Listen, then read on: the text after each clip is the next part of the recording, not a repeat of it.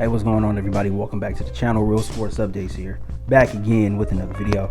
So we just got the NFL schedule drop. Chargers, the schedule looks very favorable, to say the least. And, you know, we going off of last year's stats. You know, we're going off of last year's win-loss schedule. This schedule is not, it's obviously not a first place schedule because the Chargers didn't win the division, but it is very favorable from the standpoint of teams who you expect to compete, and teams who are kind of in a rebuilding process or kind of even in like a middle ground, right? They're in football purgatory. They are not horrible, but they're not great. So there are a lot of teams on this schedule who are, you know, particularly in that area, you know, and we really don't know how they're going to fare this year. But, you know, just like I said, just going off of last year, you can look and you can see that the Chargers are going to have a lot of opportunities to win a lot of games this season. So, and especially the way that the schedule is constructed, it is very favorable. So, again, I predicted a couple of days ago that the NFL would want to start, you know, the season week 1 with Chargers versus the Raiders. And that's exactly what we're getting. We're getting the Chargers and the Raiders at SoFi Stadium in week 1. The only issue I have with it is that it's not Sunday Night Football. I thought that would have been the perfect matchup, you know, especially coming off of the game last season. But, you know, we still got the matchup. It's just not Sunday Night Football. The Sunday Night Football for week 1 is Tampa Bay at Dallas. So that's still going to be a good game as well. But I think the Raiders and Chargers, it has a little more juice just because they're division rivals. But hey, it is what it is. I'm just excited that we're going to get the game. So week 2, they announced it a couple weeks ago during the draft at Kansas City. Week 3 versus Jacksonville. Again, they are kind of in a rebuilding process. A lot of new pieces. They have more talent than they did last year, but still very young, inexperienced. You know, with the brand new coach, new coaching staff, and all that stuff. So, you know, they are in a rebuilding process. Then week 4 is going to be at Houston. That was probably the worst game of the Chargers season. Last year was at Houston. It was further down in the season, but it was still the worst game by far.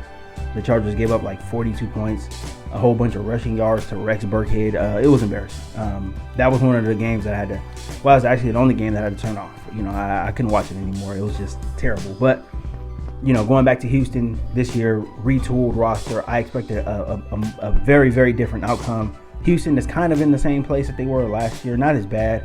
A new coach again, too. So, but they are in a rebuilding process. They pretty much have, you know, their roster's in flux right now. Week 5 at Cleveland. That's going to be interesting. Deshaun Watson obviously signed a big contract. Will he be available to play, though? That's going to be a huge question. If he doesn't get suspended by then this could be a very, very good game. It could come down to the wire, depending on how, you know, he is gelling with the rest of his teammates, the offense, all that stuff. He hasn't played in a year as well, too, so I expect there to be some rust on him this year. But if he's not playing, you know, who does Cleveland play at quarterback? They have no idea. I don't think it's going to be Baker Mayfield. He's you know, completely, you know, unresponsive to anything that the Browns are doing right now because he's so pissed off. So, you know, this game could be interesting if Deshaun Watson's not there. But, you know, we'll see what happens going forward. Week 6 against Denver on Monday Night Football. That's going to be a very, very good game. Very good matchup. At home, you know, the new Denver team, the new Russell Wilson-led Denver team. We'll see how that goes as well, too. That's gonna. I think week 6 will probably be the first litmus test as far as the division goes. How is Denver going to look at that point, right? How we expect to. We know pretty much how the Chargers are going to look if they put everything together like they should. We more or less know how they're going to look. How is Denver going to look, though? That's going to be very interesting to see in week 6. Are they going to be, you know, off and running, or are they going to be, you know, kind of, you know, trying to get their legs, trying to get their feet up under them? You know, it's going to be interesting to see in week 6.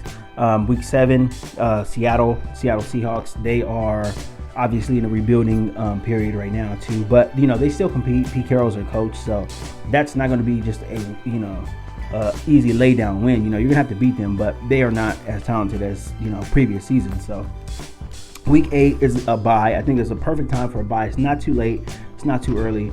That'll give everybody a chance to recharge. Guys who have little nagging injuries can rest them and all of that stuff. So I think it's a perfect time for bye week 8. Week 9 at Atlanta. Atlanta again, another rebuilding team. They probably have the least amount of talent in the league, I would say. If you just look at roster from 1 to 53, they are severely lacking. But again, it's on the road, so you never know. It's kind of the middle part of the season, so you'll see. We should see how the Chargers really respond. If they are a really good team, they should put this game should be put away, by halftime, third quarter. So we'll see about that. Week 10, also another interesting game against San Francisco, and that's on Sunday Night Football, and that's in Santa Clara. So who's going to be the Niners quarterback? Is it Trey Lance? We know that they are not impressed with Trey Lance. Is it Jimmy Garoppolo, coming off the shoulder? So we don't know. So there's a lot of unknowns with these other teams' quarterbacks. This is why I said the schedule is a little more favorable for the Chargers, because we don't a lot of these teams you can look down, you don't know who's going to play quarterback. So that's obviously a problem right now. There's still time before the season comes up, but training camp is going to start in like 2 months. So a lot of these teams, we don't know who's going to be quarterback. So that's an advantage that the Chargers do have. Week 11, Kansas City at home. Obviously that's going to be a really good game. The Chargers and the Chiefs play really good games. Division rivals, they know each other, so definitely going to be looking forward to that one. Week 12 at Arizona. I think that one is going to be that's going to tell you a little more about the Cardinals than it is about the Chargers, no matter what the outcome is. The Cardinals were a pretty good team last year. They started off really hot, but this is around the time, and this is at week 12, this is around the time when Arizona starts falling off. And it's happened consistently the past 3 seasons. So do they do it again? Who knows? Week 13 at the Raiders in Las Vegas. Again, division opponent. Expect a good close game. Week 14, Miami. That's going to be a really, really, really interesting game. The draft classmates, Justin Herbert, Tua Tagovailoa. We know what Justin Herbert is. We don't know what Tua Tagovailoa is. So by week 14, we should know if Tua can really play. Especially with the retooled offense, the retooled weapons that they have. We should know if he can play by then. If there's any questions going into that game about Tua in week 14, then it doesn't look great for the Dolphins. Week 15, the Tennessee. They've been consistent. They're like the Portland Trailblazers of the NFL. Well, what Portland was before they fell off this season. They're there. They're going to be good every season, but they're not going to win a championship, and that's pretty much who Tennessee is. So, week 16 at Indianapolis. That's on Monday Night Football. Again, Matt Ryan is slated to be the starting quarterback there, but do they have enough? Do they have enough talent? Do they have enough offensive weapons? Is Matt Ryan going to be consistent? Is he going to, play well enough? Is he washed up now? There's a lot of questions going into that as well, too. So, week 17, LA Rams is going to be on Sunday Night Football. So, the first matchup of the Chargers and the Rams in the new stadium. I expect that to be a good game. And depending on where the Chargers are, depending on where the Rams are, you could probably maybe expect some guys to not be playing, maybe trying to rest up before the playoffs, just depending on where the teams are. So, that could be a good game potentially, but it's very late in the season, so you really can't put too much on it. And week 18 at Denver, again, this is going to be a divisional matchup, and the Denver team that the Chargers see in week 6 there's a good chance, and it's likely that it's not going to be the same Denver team in week 18, right? If they are going to be good, the Broncos, if they're going to be good, then they're going to get it together between week 6 and week 18. If they're just going to be mediocre or whatever, then we'll see what happens. And especially who is in front in the division, who has home field locked up, who has a playoff seed locked up. All of these things are going to come into play that, very late into the season. So I don't put too much on the, like the last 3 weeks of the season. We'll see what happens going forward. But, I don't put too much stock in those games. But there is a lot of favorable matchups here for the Chargers. There's a lot of games that I expect the Chargers to win. There's a lot of, like I said, a lot of teams who are in flux right now, a lot of teams who have questions at quarterback. So there is going to be, a lot of opportunities for the Chargers to win games. And I think the schedule is favorable, just in total. But, this is all on paper right now, so we're going to have to see how these teams do.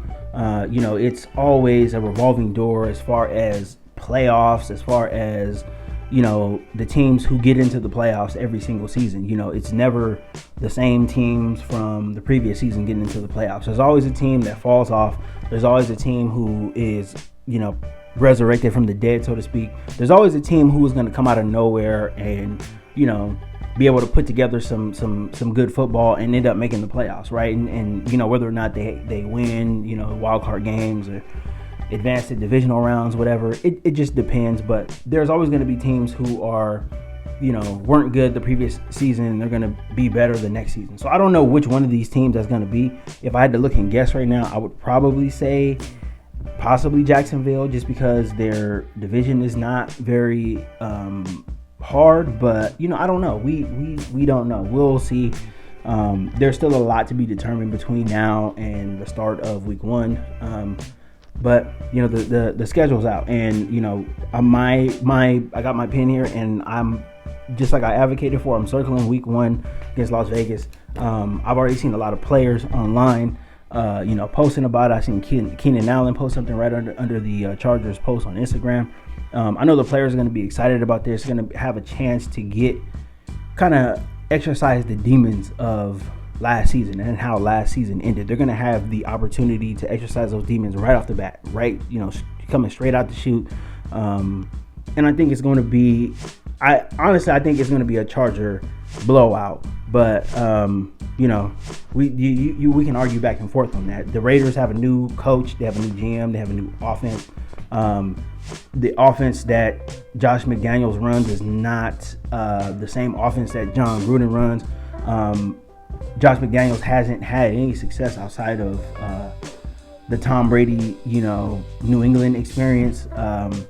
He is an offensive guy, but his offensive have been awful, putrid, not even bad, just putrid everywhere else that he's went.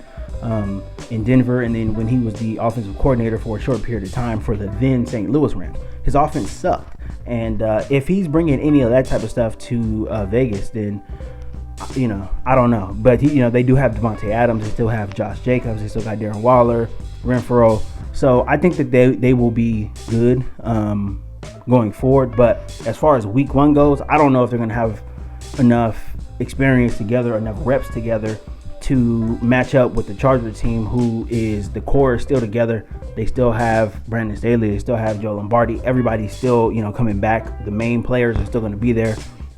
So all they're going to be able to do is just kind of go with the flow and try to do as best as they can. Their defense still is lacking. The Raiders defense is still lacking. They have good pass rushers, but everywhere else is kind of lacking. So we'll see what happens when we get into the season, but it's definitely going to be an interesting season. I'm excited. I can't wait. I'm just looking down the schedule, trying to see which games I'm going to go to, but I'll probably decide that at a later point. But yeah, kind of just wanted to touch on this now. The schedule's out. Everybody's been waiting for it. Everybody's been looking for leaks and whatnot, but it's out now. Chargers schedule out. And I think it's going to be a good season. It's going to be a good season. And hopefully, it's fruitful at the end for all of us Charger fans. So, but that's all I got for this one, guys. Please, if you like this content, please like this video. Please consider subscribing to the channel if you're not subscribed. More content coming up. And I'm gonna touch a little bit on the schedule a little more, in the near future as well too. So, but that's all I got for this one, guys. Thank you for the support, and I will see you later.